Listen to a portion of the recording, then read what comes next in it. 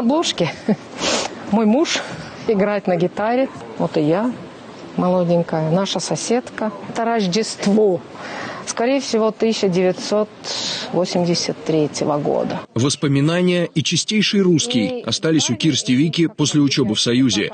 Это финское застолье в общежитии в ГИКа, где учился муж. Она закончила МГУ. Наша учеба была связана с химией, физикой, математикой. Это все было на более высоком уровне, чем в Финляндии. Пенти Страниус, тогда член Коммунистической партии Финляндии, своими глазами хотел увидеть эталон социализма.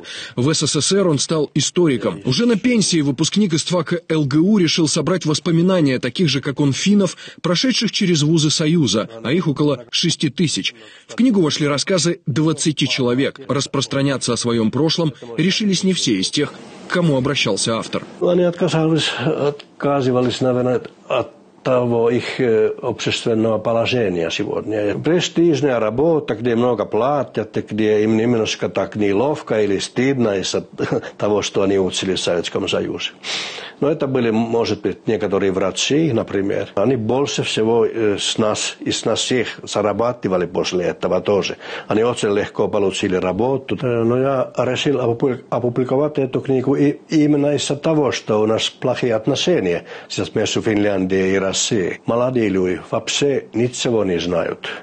Ни о Советском Союзе, ни о России, потому что у нас о России говорят только плохо.